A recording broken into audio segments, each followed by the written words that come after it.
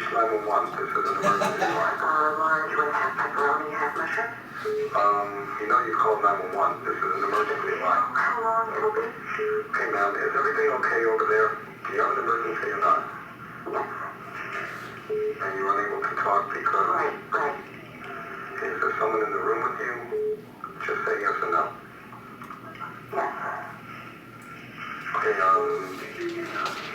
it looks like I have an officer about a mile from your location. Are there any weapons in your house? No. Can you stay on the phone with me? No. See you soon. Thank you.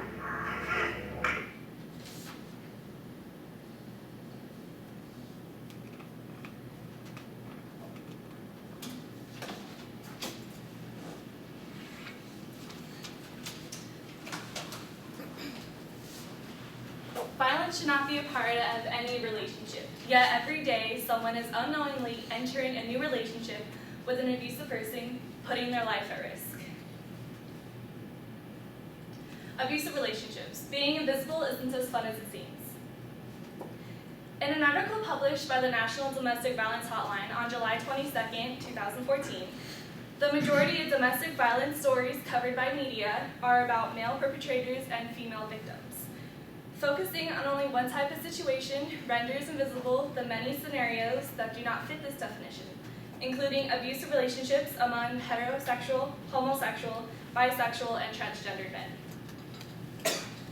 To further educate ourselves on abusive relationships, I will be focusing on what happens to an abusive relationship what happens to a relationship that turns it abusive, how an abuser hurts their victim and the trauma that is expected to follow, and why a victim might not seek help and where to go to get help. Men are the silent and invisible victims of abuse. According to the National Domestic Violence Hotline, 1 in 7 men aged 18 and older have been victims of severe physical violence by an intimate partner in their lifetime. Also, in a survey conducted by the Center for Disease Control in 2010, it was found that 40% of severe physical violence victims were in fact men. In Chapter 8 of the book, Looking Out, Looking In, Edition 14, is Mark Knapp's relationship stages model.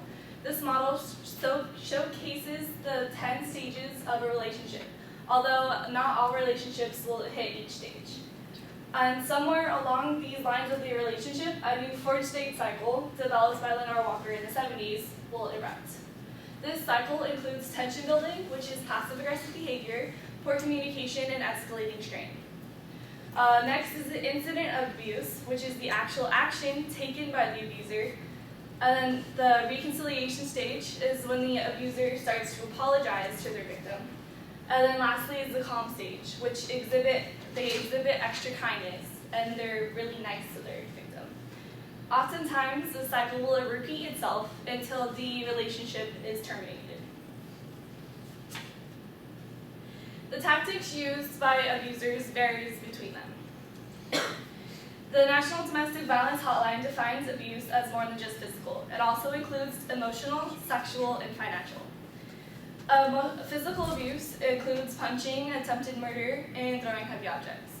Emotional abuse includes insulting their partner, intentional cheating, and telling them that they're the only person they could find. Sexual includes forced sexual acts, forced to watch pornography, and aggressive intercourse. Financial abuse includes withholding their money, stealing their partner's money, and not letting them buy the necessities that they need. One man named David told a story to the Domestic Violence Resource Center Victoria that when in a temper, she often hit me, but never on the face. I thought I deserved it because I was a withdrawn husband. That's what she kept saying. She forced me to have sex to become a good husband for her. Eventually, his wife left him, and he was the one that was blamed for it. In an article published in April 2011 by the American Psychological Association, men who are abused by their female counterparts can suffer significant psychological trauma, such as post-traumatic stress disorder, depression, and suicidal thoughts. These illnesses are what you would expect from someone coming back from war, and it does not exclude women. Another man named Cyrus also told his story to the Domestic Violence Resource Center Victoria That in time I grew weary of her. I grew afraid. I used to worry that while asleep she could hit or even kill me. When asked how he coped, he replied, "I took a decision to put my foot down. Once we broke off, I passed through a traumatic period lasting 1 to 2 months." Now you might be asking yourselves, why don't they just leave? Well, according to loveisrespect.org, there are many reasons as to why someone might stay with their abuser, such as conflicting emotions. They don't feel that it's abuse. Denial. They don't think that their partner could do something like that to them. Social pressure. Their friends or family might think he's super popular and love him, and or her. So then the victim might not want to leave because of that. Fear. They could fear that their partner would kill them or threaten to kill someone else because they left. Money issues. They don't have the financial stability to leave, and they're dependent on their partner. Living situations. They don't have anywhere else to go, and their partner is the only place to stay. And there could be children involved, and their partner could be threatening them or possibly hurting them also.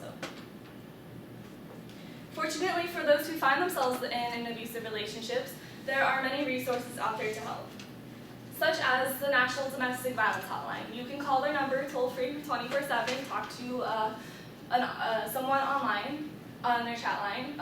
Shelter from the Storm is a local Coachella Valley organization where you can call, or you can go there to seek shelter and talk to someone there. You can go to your local police station, file a police report, or press charges. Friends and family are there to help you and then provide a home for you and stuff.